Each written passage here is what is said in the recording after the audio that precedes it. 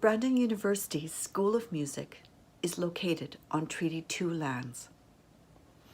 These lands are the traditional homelands of the Dakota, Anishinaabeg, Oji-Cree, Cree, Dene, and Métis peoples, whom we thank for their ongoing patience and hospitality. Welcome, and thank you for joining us. My name is Megumi Masaki, and I'm honored to be the director of the annual Brandon University Indigenous New Music Festival. This New Music Festival presents Indigenous artists and works that explore the Canadian Indigenous experience and are part of the Indigenous Renaissance that is going on in classical music on these lands. This festival is committed to build collaborations between Indigenous and non-Indigenous artists in right relations. I'm grateful for the guidance from BU Knowledge Keeper Barb Blind and Kathy Matties, Associate Professor, Visual and Aboriginal Art, Brandon University, and to Kevin Mackenzie, Cree, Métis artist, member of the Cowessess First Nation Treaty 4, who will be joining us in the live post-concert Zoom Q&A to share some of his powerful work. So please join us after this concert and see the link below.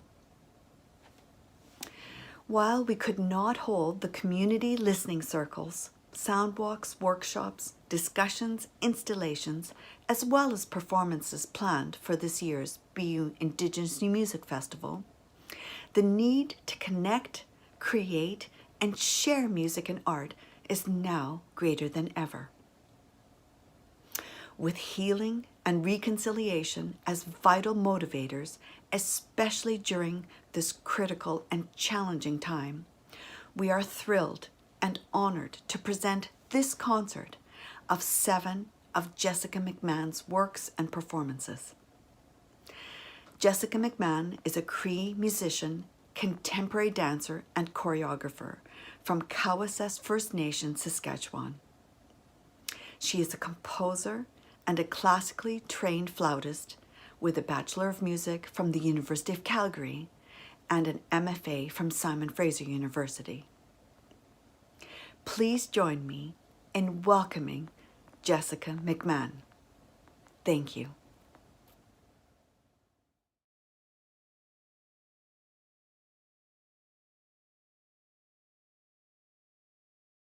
Danse Jessica Mcmahon Nitsigasan. Gawasis Ochi Nia, Otoskonik Niwagan Miigwach. Good afternoon, good evening, good morning. Hello, everyone. My name is Jessica Mcmahon, and I am from Cowessess First Nation in Saskatchewan. I currently live in Cochrane, which is in traditional Blackfoot territory. I was adopted out from birth from Cowessess, and I was raised in a second generation, third generation Ukrainian Norwegian family. They're all from Saskatchewan as well. I have a selection of works tonight, some pre-recorded, some recorded here in my home studio. I hope you enjoy them all. There will also be some dance films with music that I've created as well.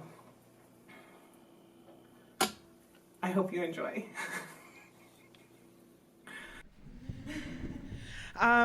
My name is Jessica Mcmahon, and this is a wonderful group of musicians that I've had the pleasure of working with over the past week. And Beverly, we've been here for 3 weeks now, me and Beverly, working on recording a CD of Indigenous classical music. And it has been recorded, and so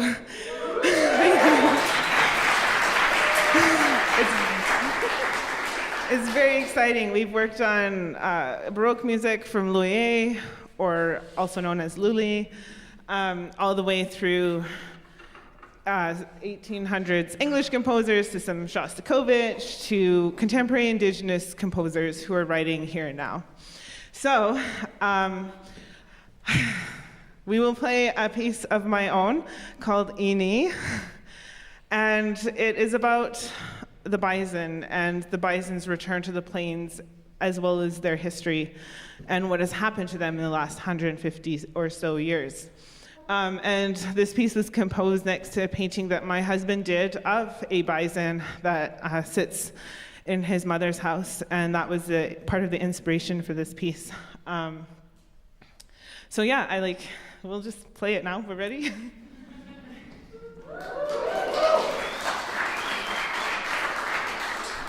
Oh yeah. There's also a piano track that we're playing along with that Beverly laid down the other day, which is about 7 minutes of an ostinato. So that's also going on while we're playing around it.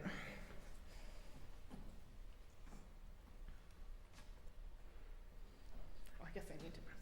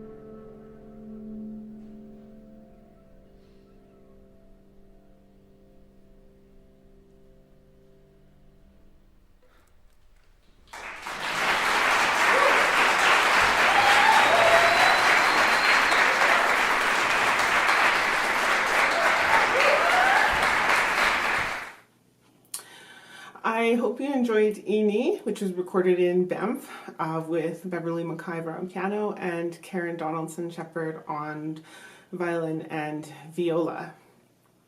The next piece I would like to present is called Nitaket, which means hurry up if you're being slow in Blackfoot. It's a Blackfoot word. It would, if you were being slow when you needed to get somewhere, somebody would say Nitaket, Nitaket. And so that word is the basis for this song. Again, normally I have other people playing piano and other instruments with me. And as this is COVID times, I am trying to do everything on my own. So I hope that this goes really well and that you enjoy this song called Nitaket.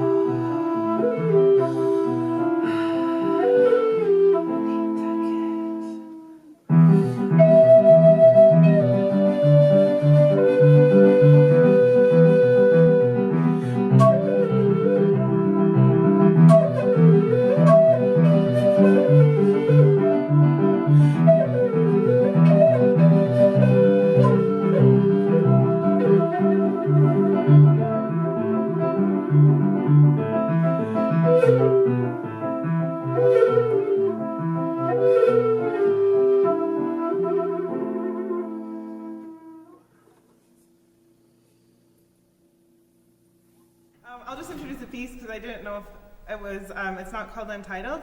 It's called Blood Night Song Number 1, and it's by a Blackfoot composer, Sunny Ray Dayrider, who's from the Kainai, or rather the Blood Reserve in southern Alberta, and it's called the Frog Chorus.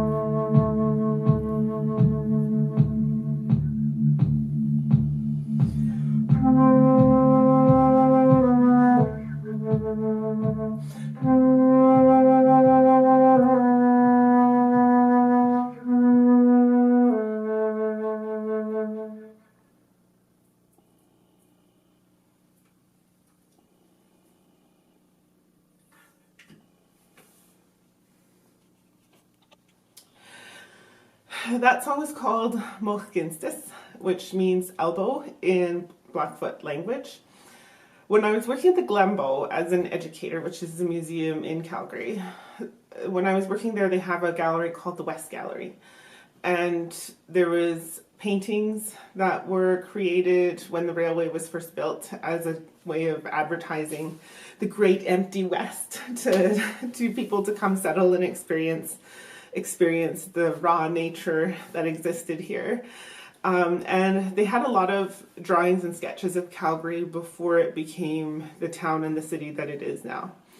And one of the paintings, sketches, drawings, was of sort of Fort Calgary, and then further in the distance, a Blackfoot encampment, and also Crescent Heights Hill, which is a very affluent neighborhood right now. But there was nothing there. It was just like prairie. There was hardly any trees. There was maybe like one tree. And it brought me to a place of imagining, as I used to do when I was younger, what would this land have looked like and been without the houses that are here, without the train system, without the bridges? What would it have been like? And a lot of us, I think, tend to go to that place. And I imagine, bison just filling up the plains as far as you can see, and how we as nations flourished. We were flourishing, we were smart, we had technologies, we thrived here. And so this song was composed with that idea of Mckenzie, the place where the two rivers meet in the shape of an elbow here. And, just existing there in hopefulness. So that's what Mckenzie was about. The next song is called The Morning, and it's about grief. It's about mourning something that has left.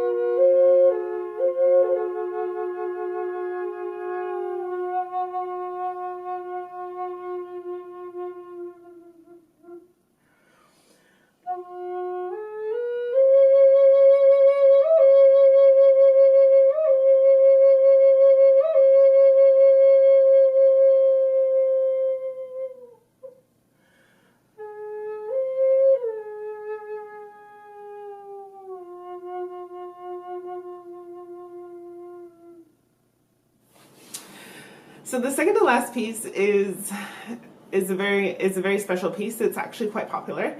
It's by the composer Ian Clark.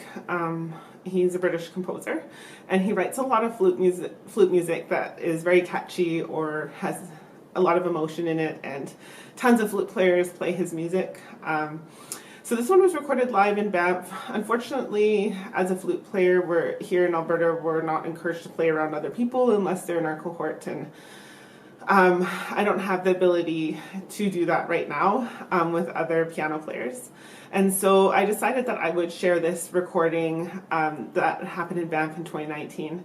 It's Beverly McIver on piano. She's an Anishinaabe composer and pianist, and a good friend of mine. So I hope that you enjoy this. It's called Sunstreams by Ian Clark, and I'm sure some of you may know this piece already. So this is the last piece that will be played before a dance video is introduced to you. So yeah, I hope you enjoy this. I just selected some interesting photos to go along with it. So I hope that you enjoy Sunstreams by Ian Clark, performed by me and Beverly McIver at the Banff Centre.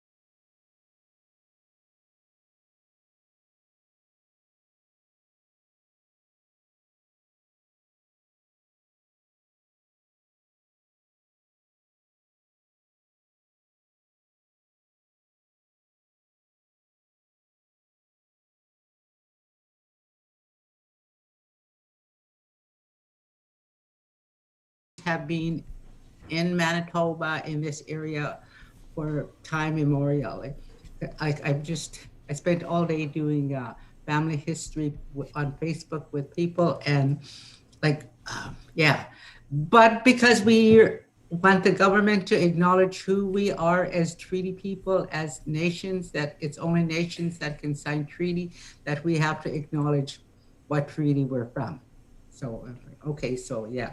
So that's why, like before, I used to just say, oh, this is the Anishinaabe territory, fighting with the Dakotas over this land, But so anyway, because we want the government to acknowledge us. Because we want the government to acknowledge who we are as treaty people, as nations, that it's only nations that can sign treaty, that we have to acknowledge what treaty we're from. So yeah, that's why, like before, I used to say, oh, this is Anishinaabe territory, fighting with the Dakotas over this land, But so anyway, because we want the government to acknowledge who we are as people, as okay, what is happening there? I'm sorry, we're going to ask everybody to mute themselves unless you're talking, just because I think we're getting feedback through somebody's microphone. So apologies. If you could please mute your audio, then that will stop this echo and the feedback. And if you could, welcome to put your question in the chat or direct them to me, and then I will make sure that your question is asked of Jessica and Kevin. Apologies, Barb, for the interruption. I think we're good to go now. Yeah, that's fine, because this is a learning experience for all of us. So this is good that it happens here, and we'll know the next time not to do this. So I want to welcome Jessica, and I was listening to your performance, and I thought that was really amazing. I like the hurry up one, Nick, and I was like, that's not how you say hurry up in our language. But then when you explained that it was in Siksika, I thought, okay, that's what it is. But that was my favorite part of it. I want to acknowledge you. And I was supposed to say some few words of greetings, but a lot of times I go off on a tangent and then on a little rant, and then I forget what I'm supposed to be saying. But welcome you here, and welcome to everybody else that's here. Great.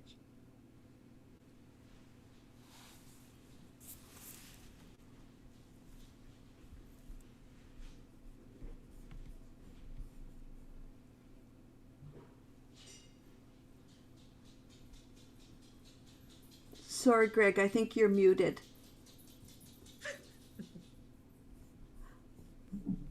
I think I'm still maybe glitching a little bit over here, Meg. No, you're good. Is it fine? Yep. I can still hear Barb. Oh. Oh, now it stopped. Thank you. So unfortunately, I'm a tiny bit lost in where we are, but I think there's a panel that I'm very fortunate to be introducing. Before I do that, I would... Sorry, Greg, I think you're muted. No, I think I'm glitching. I think I'm still maybe glitching a little bit over here, Meg. No, you're good. Is it fine? Yep. I can still hear Barb. Oh. Oh, now it's not. Thank you. So unfortunately, I'm a tiny bit lost in where we are, but I think there's a panel that I'm very fortunate to be introducing. Before I do that, I would... Sorry, Greg, I think you're muted. No, I think I'm glitching. I think I'm still maybe glitching a little bit over here, maybe. No, you're good. Is it fine? Yeah. Yeah, Greg, I think if you wouldn't mind leaving and then coming back, I'll let you back in. Sorry, I think you're great. Sorry about that, everybody. This is the life on Zoom that we're all facing right now. Audio is... yeah, it's really great to be able to celebrate Jessica's performance and the community that we have here. Welcome, everyone. Really honored. So while Greg rejoins us, just keep an eye on that. I'd just like to I'll ask everyone just to keep yourself muted, but if you could show your videos, and if we could just give Jessica, and I see that Beverly McIver has also joined us, who's the brilliant pianist today. If everybody could just turn on their videos so that we could say congratulations for the stunning concert to Jessica McMann. And also to Beverly for your beautiful, beautiful piano performance.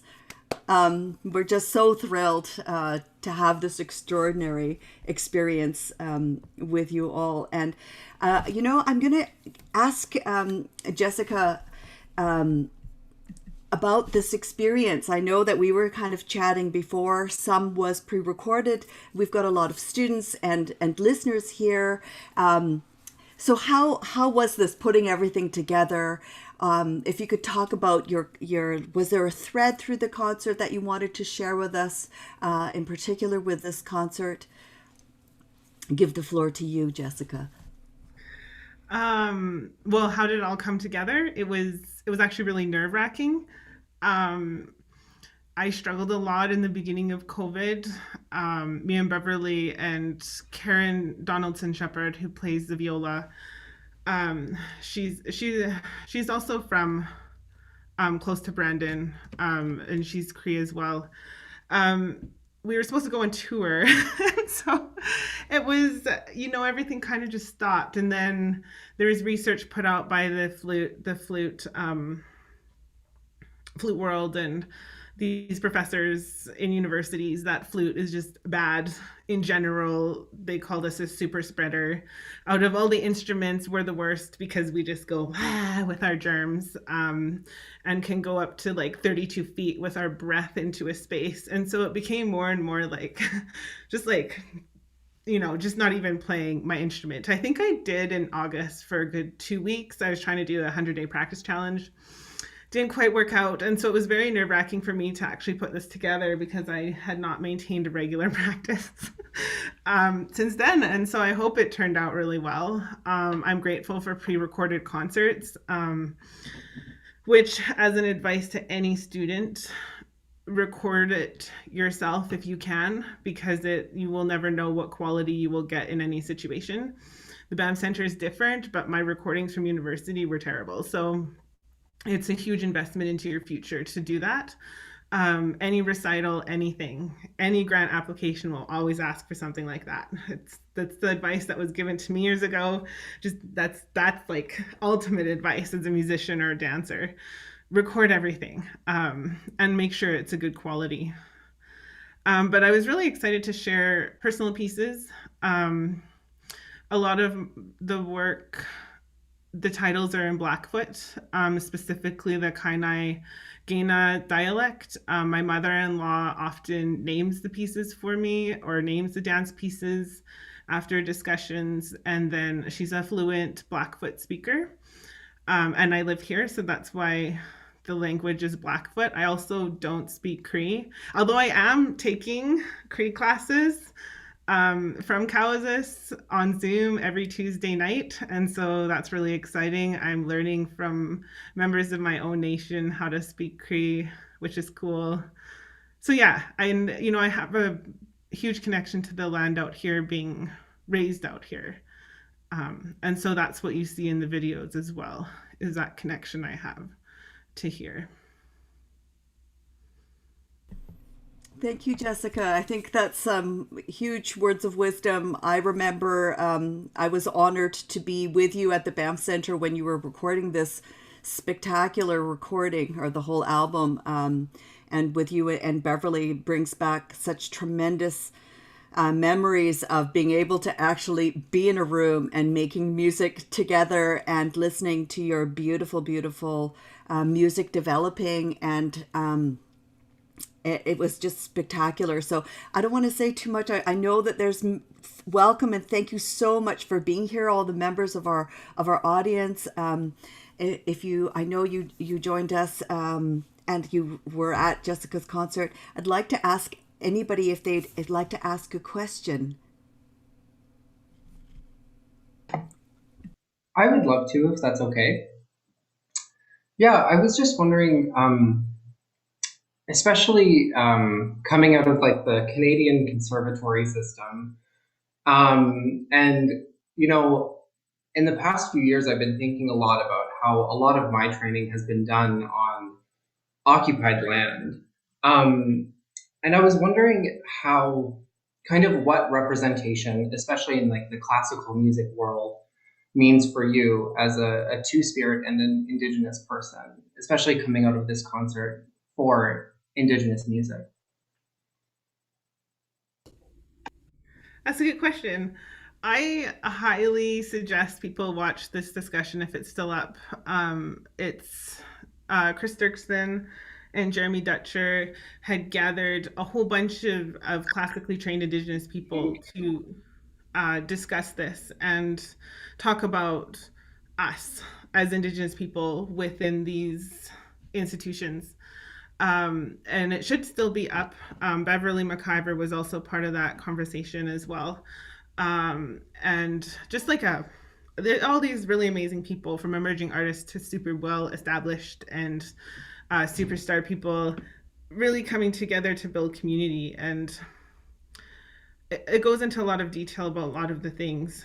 When it comes to this sort of classical music institution, I did not have a good time. And if you watch that video, I go into a little bit more detail about that, perhaps, and really call out the institutions on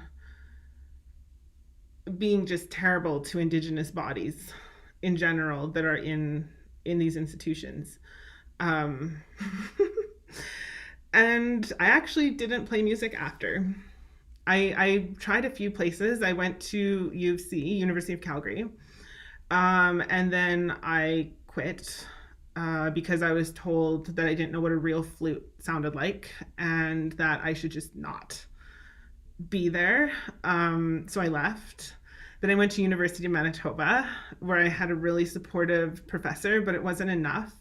Just how people are and in assumptions. I was in a jazz program then, and it was just, there was another Indigenous musician in the program, but he didn't really want to talk to me. So it was very much, we're in our own survival mode.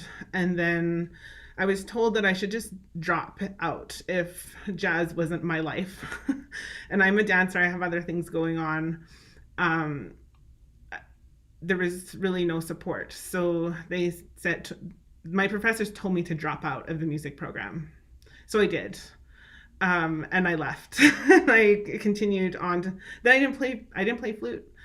I didn't play flute until 2012 when I picked it back up and went back into university to finish my degree, where I had a very supportive professor helping me to just get everything done. But even in there, in that, it's always fighting against the myth of having merit.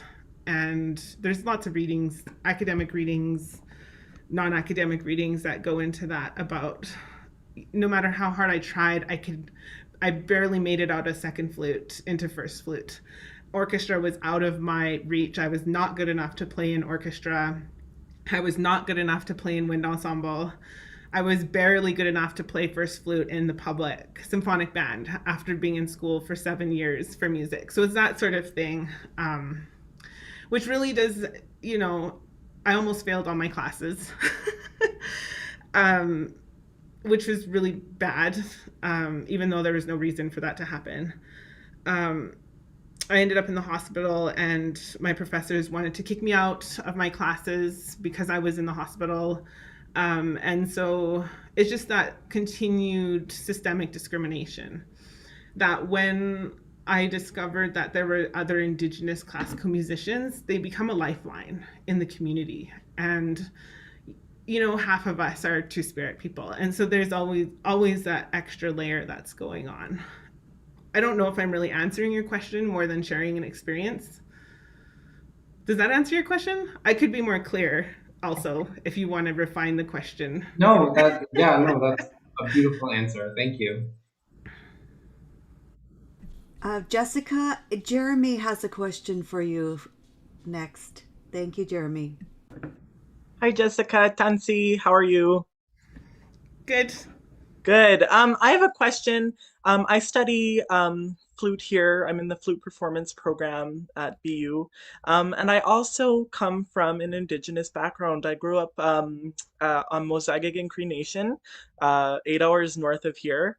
And my mom is full Inuit. And so part of what I wanted to implement into my studies here in the program is bringing some traditional music into my solo repertoire, but I really don't know where to go looking for that kind of stuff. And the other thing is part of me also is worried that it's not disrespectful to play it on a classical Western instrument as opposed to, what it would traditionally be played on. But I wanted to kind of know what your opinion was on that, and if you had any resources or places I could go to look for Indigenous created music for the flute. That is a really good question. My opinion is always my opinion personally. It comes from my own life experiences. Other people may have other opinions and other life experiences that may have a different answer to this question. I really struggle to find Indigenous music, or I guess compositions written for Western classical flute written by Indigenous people. It's Barbara Kroll has a piece for two flutes called Nundin. She's Anishinaabe. It's a very contemporary piece. I haven't been able to get a hold of the score as much as I want to. Beverly McIver, who is actually in this Zoom meeting, has a piece for flute, two pieces for flute. And Sunny Ray Dayrider has this piece, of course, as well, but it's very difficult. Oh, Brent Michael Davids has some pieces. I've done a lot of research into this because I think flute in particular can be so typecast. And I wonder if other Indigenous composers are scared of becoming that with this idea of the Native American flute, which is like a huge hobby and fad in the States, which I also have problems with in some ways, the way that it's become. But there's some really good people there who have really deep discussions. Hawk Henry Daniels is an Indigenous Native American flute player who has Western classical training. And he has some really good thoughts and ideas about how he incorporates both into his traditional knowledge and way of doing things. He actually also builds flutes as well. There's that. And then you look at what's currently in the repertoire for Western classical flute, as I call it. You get Kokopelli, you get Winter Spirits, you get Catherine Hoover, who's like the Martha Graham of flute music for flute. You get stuff by Daniel Dorff, which is like really ridiculous. You get stuff, Canadian composers, Harry Sommers. You get appropriation. You get what they think our music sounds like, and that's what's there. And it's when, I ask this of my colleagues, like, would you compose for flute? And it's always like, oh, kind of thing. Because then it's always, what does the flute become in a score for a movie about Indigenous people? It becomes the bird sounds, the nature sounds, the pentatonic scale. It becomes all these things, which is good or bad or not. Do I put traditional music into what I do? I don't really, because I don't have access to that. And if I do have access to certain songs and things like that, they're not to be used in that way. And so it's very like separated for me in that. But what do I create? I feel like I'm creating Indigenous classical music because of the work as an Indigenous person. I'm playing what is now known as Native American flute. I'm playing silver flute. I'm playing alto flute, C flute, alto flute, bass flute. Those are the instruments I'm using. So the music I'm creating, then I am okay with being Indigenous music. It comes from my soul and my heart and ceremony and meditation and whatever I do to create that music. And I think that every person has their own voice that can come out from that. So either you're composing and creating your own works, then that becomes your Indigenous voice, personal Indigenous voice in music. a piece by Beverly McIver is going to sound different than a piece by Ian Couson because they come from different backgrounds, as pieces from me will sound completely different, and the work by Sunny Ray Dayrider, right? But that's the beauty of it. We're building this genre, if you will, out of our own essence, and we're being empowered to do it in these times. Visiting with cultural knowledge keepers, community members, looping into the network of Indigenous classical musicians, which I'll try to get that link to you, is a huge support as well. We're free in who we are. We've lived here since time immemorial. We have all this behind us, ancestors, thousands of ancestors pushing us forward into this journey, which is really cool to think about. But you know, it's also, I could talk about this forever because I've struggled with this as well. What I've come to is I need to commission people to create this music if I can't write it myself, because there should be more. And stop playing Catherine Hoover, please.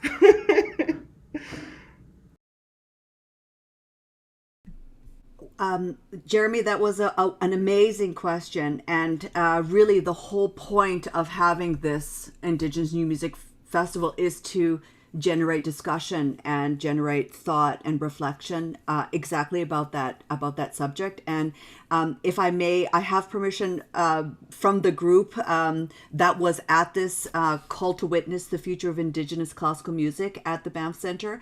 They created a sovereignty document, basically a little bit to address the question that you asked.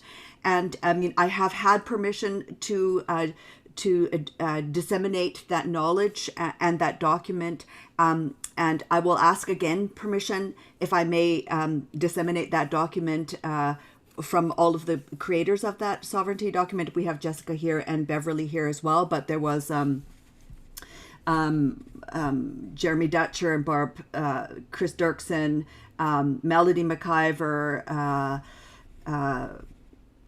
who else was there? There was a whole list of amazing artists, and I will reach out to them and get their permission, and then make sure that we get yes, Ian Couson, of course, and Andrew Balfour was also on that document. So I'll make sure I get permission from everyone, and I'll give that to Greg, and Greg will distribute that to our students and faculty again. I think that's really important for all of us to understand some of the wonderful results of that incredible week that I was also blessed to be there and to witness. But I know that everyone's got amazing and lots of pressing questions. But just to keep this evening going, I'd like to ask Greg to introduce also another guest that we have here this evening. Greg? Thank you so much, Meg. We're so lucky to be, in my case, meeting Kevin Mackenzie and joined by one of our great colleagues at Brandon University. Kevin Mackenzie is a member of, he's an assistant professor in our Visual and Aboriginal Art department here at BU. He is a member of the Cowessess First Nation, Treaty 4, born in Regina. He's a Cree and Métis artist. He's got a 30-year career where he's exhibited nationally, internationally. I'm just looking for a few things to pick out. Smithsonian Institute, New York, Urban Shaman Contemporary Aboriginal Art Satellite Gallery in Santa Fe, which is a real hub of Indigenous art. So please join me in welcoming our great colleague, Kevin Mackenzie, as a member of tonight's panel. Thank you so much for being with us, Kevin.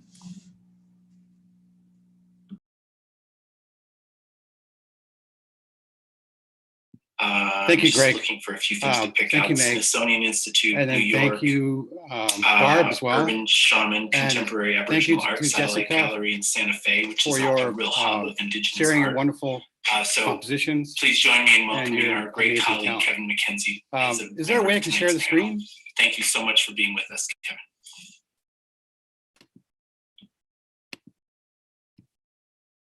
Kevin, I've just made you co-host, and if anybody has the live stream or Facebook on at the same time, if I could ask you to close that Huge that I echo. think is creating the echo. Yeah. Thank Okay, you. I'm going to start my my visual presentation. So here we go.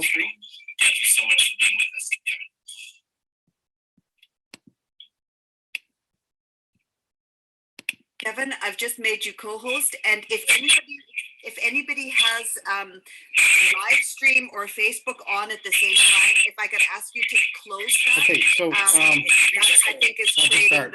the echo. Yeah. Yeah, I hear the echo. Anyways, this is a photo that was taken by Jordan Bennett in New York at the opening of Transformer, Native Art in Light and Sound. Kevin, I've just made you co-host. And this is on the steps of the museum. So live stream or Facebook on at the same time, if I could ask you to close. I'll talk a little bit about my process and my work. It's very similar to building a composition in music. There's a lot of similarities to the process of music and visual arts. So what I've done is, for this particular piece, is use a found object to make a sculptural statement. And within the found object, I'm combining a traditional motif with a sports paraphernalia motif to make a statement about decolonization. And this piece also references, it's called intergenerational, and it references the intergenerational trauma that's happened to Indigenous people.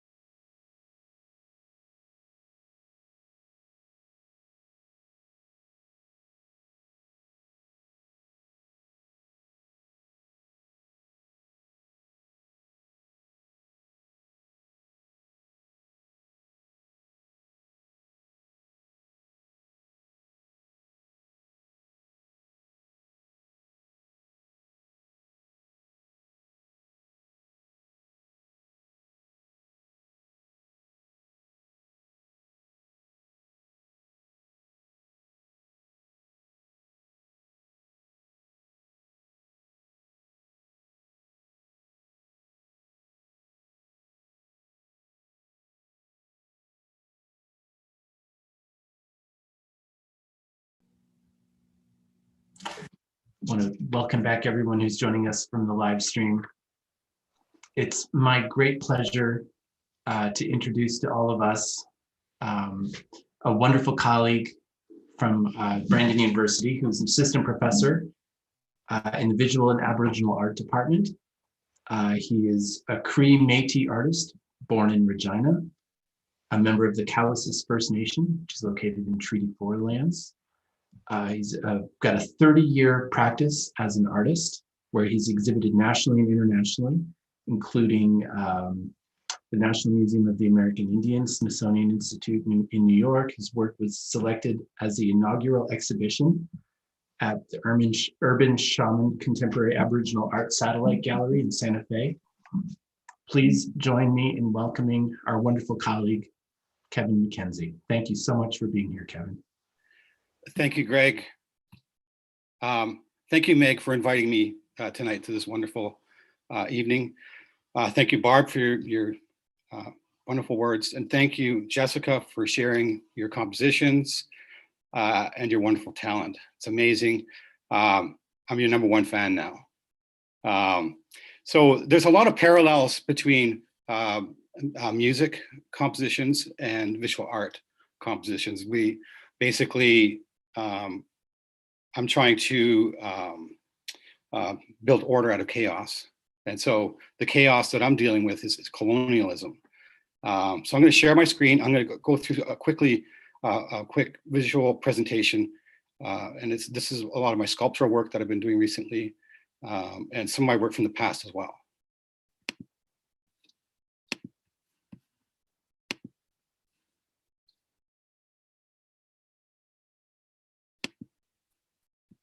So this is my go-to photo that I use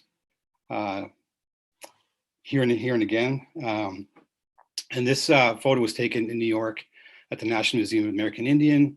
And this was for the opening for Transformer, Native Art in Light and Sound. Jordan Bennett was one of the fellow artists. We were standing on the steps and I asked him to take a photo of me. So this is the photo. And I guess I use it all the time as my go-to photo. So it's from New York. There's a bit of my bio. And so what I've done with a lot of my sculptural compositions is combine colonial objects with indigenous motifs or indigenous traditional techniques. So in this case, I did a little series of men's sports cup protectors, and then combined it with some horsehair and then the armature as well. So it's making a statement about intergenerational trauma that we've all experienced as Indigenous people through this system of colonialization. And then other objects that I've used. So this particular series deals with sports paraphernalia, and it's part of my larger research module. Learning to Tie was a series I did a couple of years ago, and what I was trying to do is use the men's necktie. It's a colonial object, and to Indigenous people, it has a meaning of power and oppression. And so in this piece here, what I've done is pierce it and then use sinew to frame it within this frame that I've made. And so the goal was to take away that power within this piece and decolonize it and deconstruct it. So here's another piece that I made. And I was asked by a colleague what was my process within this piece. And I said, well, these are all sort of found objects, and they were colonial objects, and I brought them together in a system of kind of decolonizing them. And I mentioned that I watched a YouTube video to learn how to tie a tie, learn the proper way to tie a men's necktie. And my colleague said, well, why'd you have to do that? And I said, well, and it just kind of came to me. It was like sort of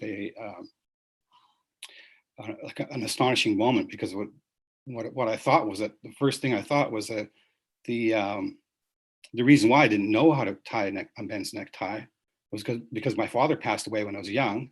And so my rites of passage, I never got to really see my rites of passage. And that goes back to my father. And so this piece all of a sudden became about memory and mourning as well. So that was a huge transition and kind of an unexpected direction for my research. This is the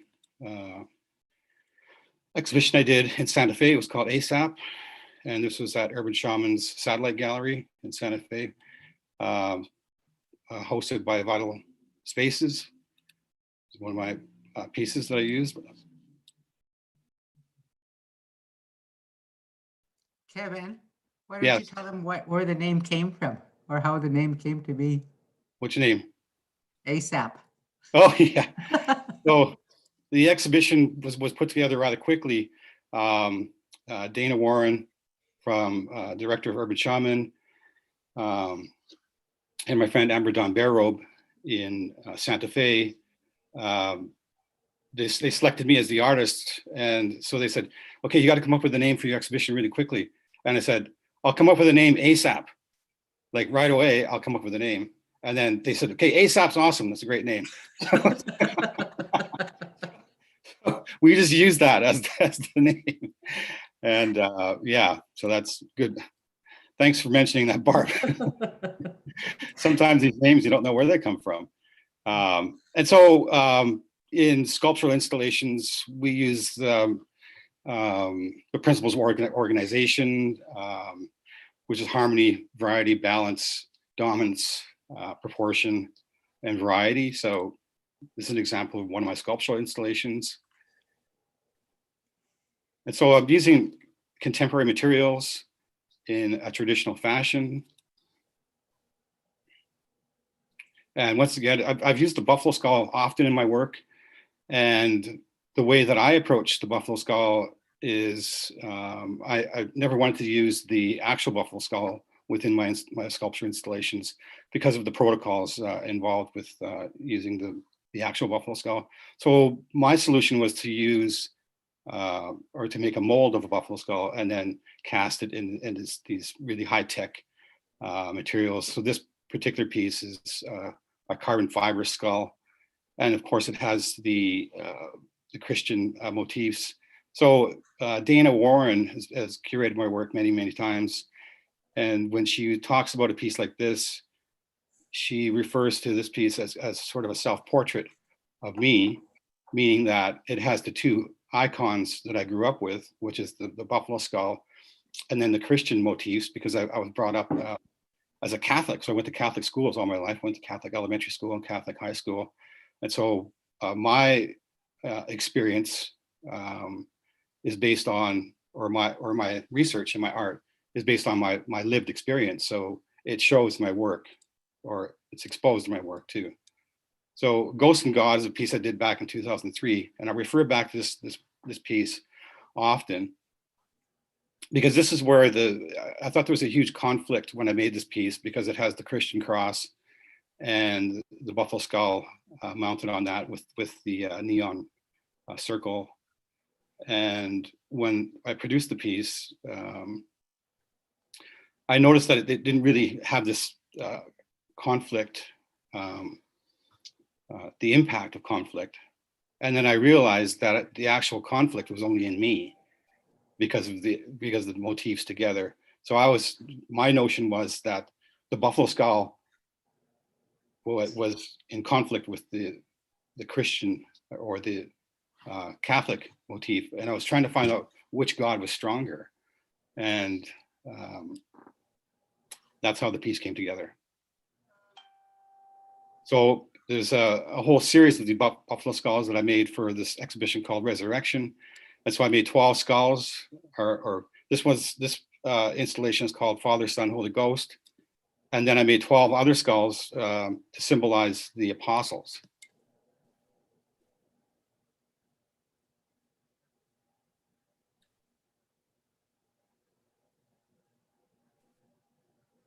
And this is part of the Transformer. So we had some really good press. And this is what Native American art looks like in the 21st century. And my piece was showcased in this particular article. And so I was really happy about that. The Wanted exhibition was in 2015. And then the Ghost and God piece was utilized in this exhibition as well. I think there was 7 artists from around the globe that were participating in that particular exhibition. And so this is my process. Basically, the buffalo skulls were made out of a very high-tech material. So this is how I came about developing this some of these skulls. So that there's a molding process, and then a demolding. And so this is sort of the process of building one of those pieces. So there it is there. So it goes back. It's much like a musical score. You have to bring together all these elements and then bring unity to those elements. And so that's what I've been doing with all these, with this process.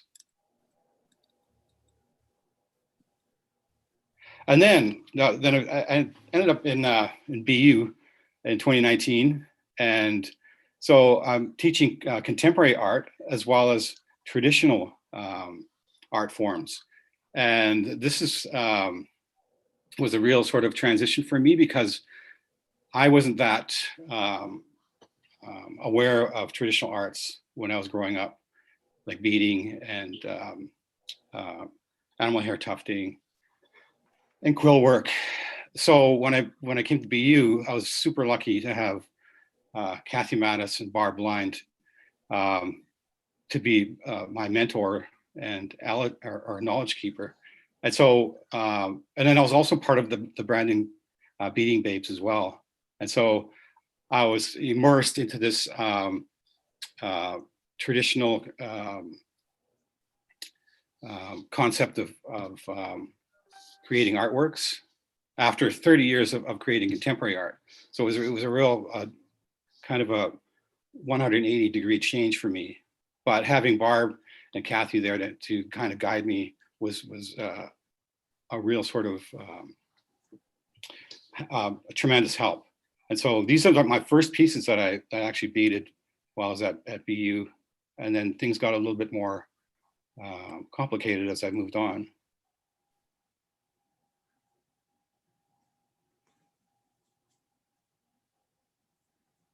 And there's an example of the quill work. There's my cell phone case that I designed. So things are getting a little bit more complicated. And this is the bracelet that I made. And I refer to this bracelet as the Empowerment Bracelet because basically once I designed this bracelet and then actually tried it on, I was instantly empowered by this bracelet. And I was like, you know, a lot of my art hadn't done that in the past, but this really did. So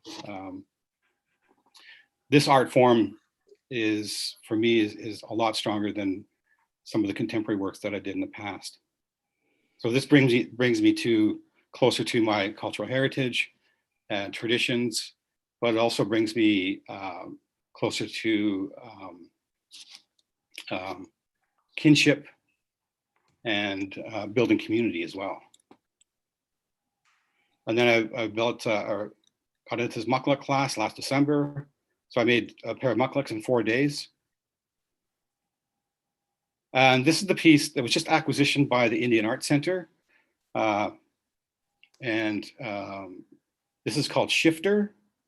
And so what this piece is, what's going on in this piece is basically, there's a shift of power here. I'm still using the colonial iconography, which is the men's business shirt, but I've transformed the tie into an Indigenous motif. And so the men's power tie is now transformed into a spiritual power connection. And so the power has been shifted into the Indigenous sphere. And so what else happened was I was working with Barb with the elk rawhide. We made some drums and rattles, and then I was talking to Barb, and I said, you know, I've been working with all this high tech material most of my career, like carbon fiber and polyurethane. And I said, this elk rawhide kind of reminds me of that material. And Barb says, no, this is the high tech material. So the elk rawhide was the high tech material. And I thought, and a notion came to me, and I said, you're right, Barb. It is the high tech material. So then my whole process changed, and so I wanted to do this hockey shoulder pads. And what I would normally do is use the plastic parts and then kind of hang horsehair and indigenize them. But the new process was, well, I'm going to mold the actual rawhide around the components, and then make the actual shoulder pad piece out of rawhide. So this is exactly what I did.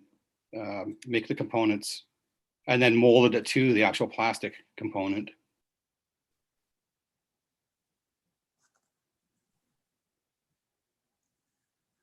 And then now we have the real object, which is a simulacrum. And within the simulacrum, I've basically replaced the reel for the hyperreal. So now this is the hyperreal object, and it's made of completely out of elk rawhide. So the actual object is completely gone.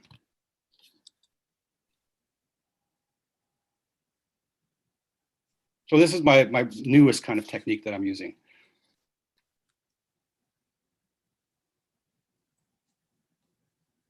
And there's more works coming. This was the actual first prototype of this process. So that's my visual presentation. I hope. Kevin, Yes. who made your tie in that picture, that the one in New York? That was gifted to me by one of my aunties, and we're not sure exactly where she got it from, but I wear that on special occasions.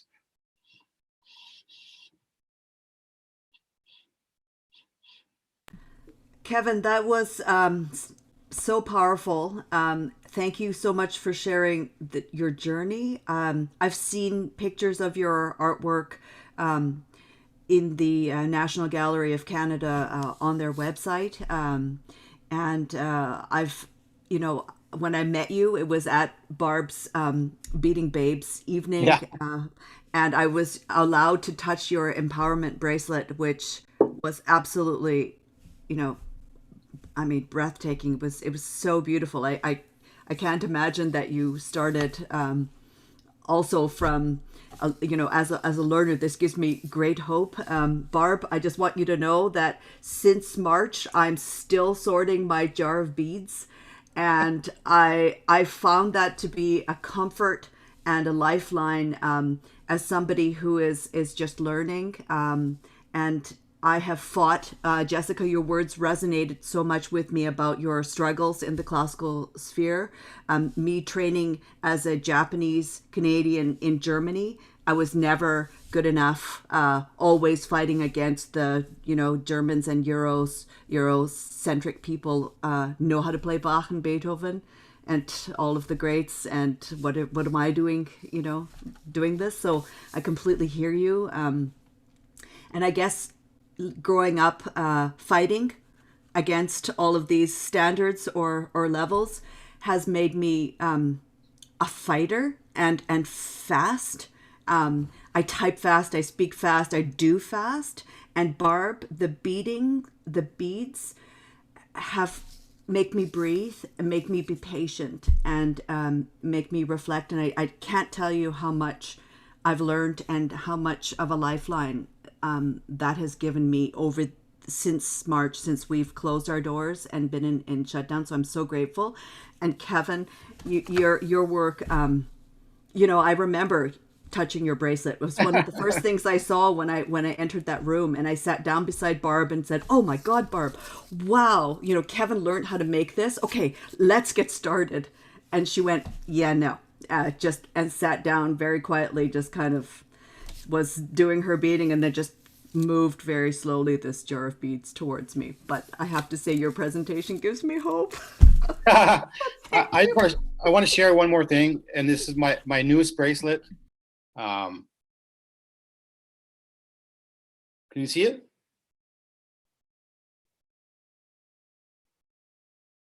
Yeah, I found some chrome beads last summer, and then I said I'm going to make something really cool out of it. And yeah, it's kind of influenced by the goth industrial music scene. So that's what I was into in the 90s. So it still influenced my work today. If I may sort of just tie, Jessica, also, when Kevin, listening to your words about your sculptures that are molded on buffalo skulls, and the significance and the importance of these skulls, and then thinking back, Jessica, to your piece, the very first one, Ini, which also represents the buffalo on the plains. Do you have thoughts about this? Maybe you could share some of that importance and the significance also of drawing the buffalo into both of your artwork. I thought it was really awesome to see the skulls, and then the work that I presented this evening that has that tie into Ini. Just how it all came together was really beautiful, and I found those skulls really striking. I feel like I saw them, like, at least in some books or something, because they look really familiar, but just that one with the cross. I also grew up in like a very Christian background, and there's always that, you know, I see the struggle too. I can understand that as well, because it was the purpose of that 60s scoop was that, you know, there's just, and I was thinking about how connected our communities are, and how these places like Urban Shaman are really important to artists, and bringing us all together. But to go back to Ini, yeah, I was just like, you know, blown away by how the connections are. And I was thinking, oh man, all this, like, how is this, you know, creativity, and it's so amazing that the three of us are like that, and that I'm so lucky to be able to have that tie to my community, and always trying to strengthen that tie, having been separated through the scoop and all that. And it just felt really good. I know I'm digressing from the bison, but it just feels really good to, and even that when Barb, you said we've been here since time immemorial, it just sat with me, because I'm still a guest here. I'm married into Blackfoot people, but I felt something knowing that I come from a people that has been someplace since time immemorial, when I'm still a guest here in Blackfoot territory, right? Like, there was just something pulling me from your words, you know. It's been hard to not visit, I think. Only visiting on Facebook can only do so much. And when I lived in Winnipeg, it was nice, because every weekend I'd be visiting my nana, my late nana, and my auntie Rena. I'd always stay with her, and just being there all the time and getting to know my family, and then moving to Vancouver and not having that, and then being here thinking I'm close again to visit, and then to not be able to visit at all is really, I don't know, I just feel, yeah, I'm feeling all the feels right now from this evening. Yeah, I didn't really address the Ini comment, but when my husband has done a lot of work into studying the bison. This is his painting in the back, the bison Ini under a translucent sky, and he just shares so much about the bison and what they've brought here, especially in Blackfoot territory, the return of the bison into the mountains, which is fulfilling a prophecy, and the grizzly bears and the brown bears returning to the plains, which is also fulfilling a prophecy, and how they were basically they're the royalty of the plains. They created the abundance that we have today, which is, why he has all the gold in the plains, because they created what beef now has. They aerated the soil. There's species that are coming back because the bison are coming back. The salamanders, these birds, these amphibians that haven't existed on the plains because they filled in the buffalo wallows to grow grain, or the cattle wrecked the buffalo wallows because there's a different weight that bison have on the plains. So he goes into all this stuff and tells me all about it.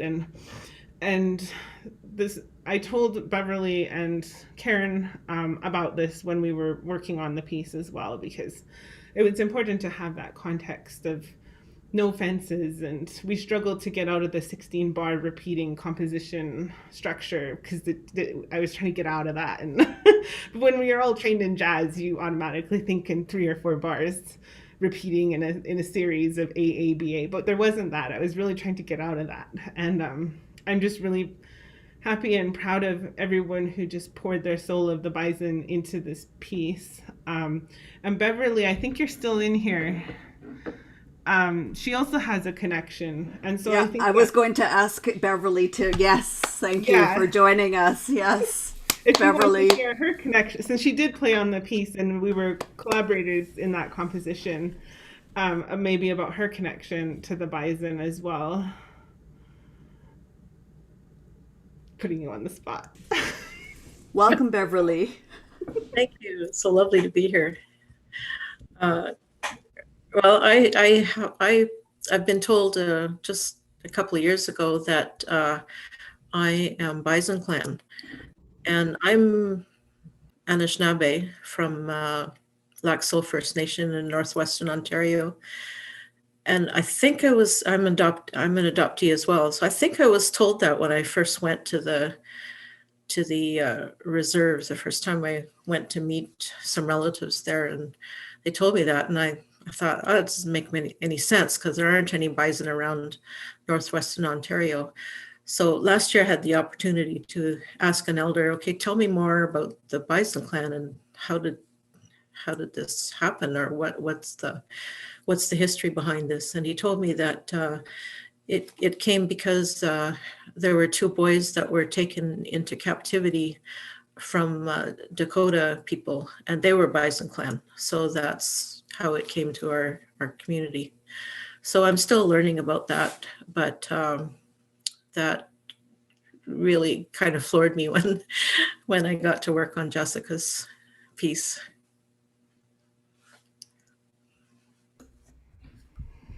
I should just a quick introduction about Beverly. Beverly is a pianist, also a composer. We celebrated her music last year at our very first Brandy University Indigenous New Music Festival. She honored us with some of her chamber music, which we were just thrilled to learn more about your culture, your language. Also, some of our faculty, also Nancy Hennon, I see she's also here in our chat, is our flute professor, and we were really honored. Beverly is an amazing pianist and a composer, just wrote a series of works representing each province and the 3 territories, which she's very, very generously shared with me, and I've been sharing with our pianists and the community. We're studying your works, Beverly, in our graduate piano pedagogy seminar, which you would be thrilled, I know, to know because of your pedagogy background. But this, I'm so glad for all of this community and this discussion. This is what this is all about. This is what we're missing, as Jessica has said. We're missing the connection. We're missing the visits, the discussion, the heart to hearts. To be able to facilitate this through this open discussion. Kevin and I were talking the other day about being isolated. to being alone, missing our social interactions. Especially the learning. This is what I've learned from Barb, is that you can read so much. And Jeremy, I'm sort of directing this to you especially. You can read so much and be on the edge in apprehension, I suppose, of being incorrect, of doing or saying the wrong thing. I've been blessed as a non-Indigenous artist to be able to collaborate with so many amazing Indigenous artists. I'm learning about the truth, about what the history of Canada is as an immigrant to this country. I'm so grateful for what this country has been able to provide me and my family and my friends, but I'm also so distressed at what has happened to, as Barb says, the keepers, the Indigenous people of these lands. And with this small path that we're taking here in Brandon University to open up discussion to learn the truths and right the wrongs as much as we can. So Jeremy, reach out to Beverly, reach out to Jessica, Kevin, Barb. They are the answers to some of your questions, and also for you to learn about yourself. And I'm going to stop now and ask and open up the floor. I just want to share, actually, talking about beading.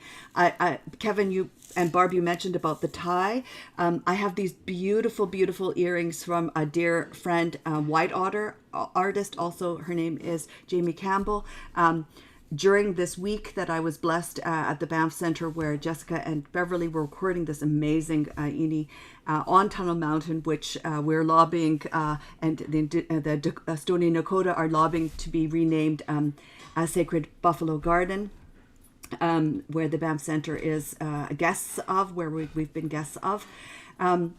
During this very incredible, deep, meaningful discussions, Jamie Campbell created these earrings. As Barb is, I see her busy working. Her hands are working in the beading as an artist, and this was a gift from her at the end of these discussions, and she honored me with these to wear during sacred times to empower me with the energies of Indigenous women, Jessica. So I'm really grateful, and she calls me Auntie, which is the biggest honor of all.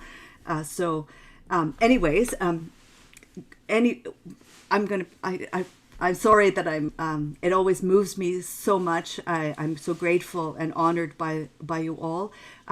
Do any of the students who are here, who are so patiently here, does anybody have a question or would like to make a comment to one of our, Kevin, Jessica, our great artists, Beverly, Barb, our knowledge keeper? Open up the floor.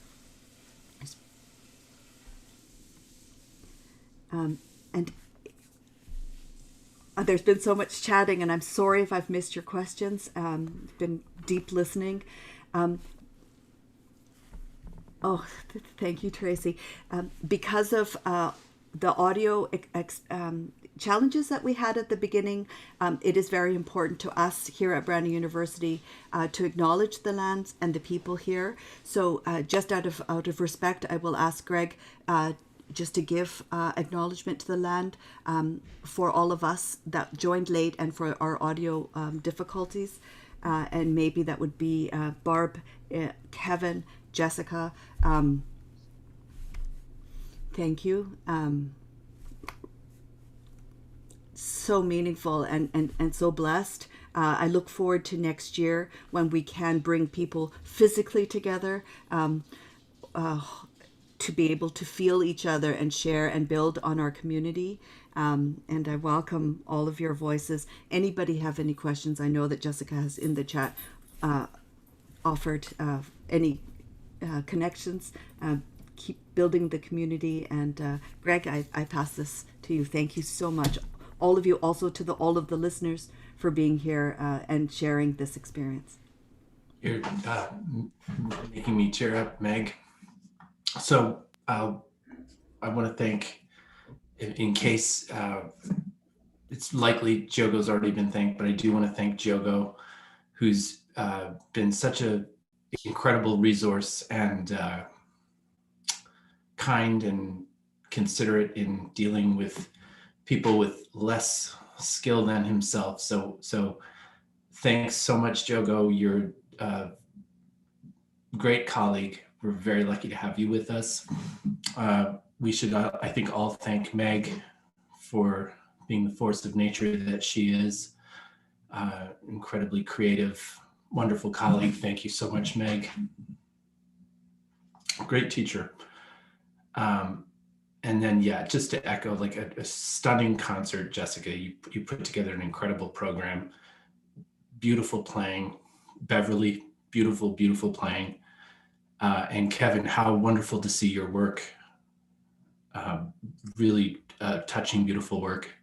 I'll look forward to seeing more and meeting you in person in Brandon sometime.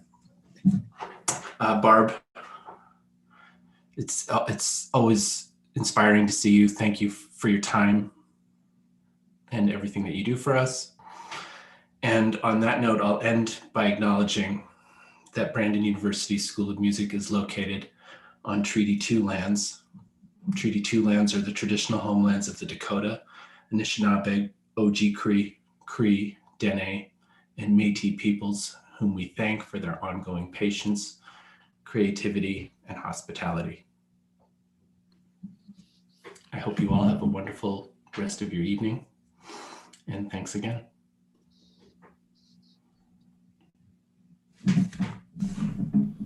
We'll Thank see you, you everybody. soon. Thank you so much. Thank you so Thank you. much. Bye. Thank you.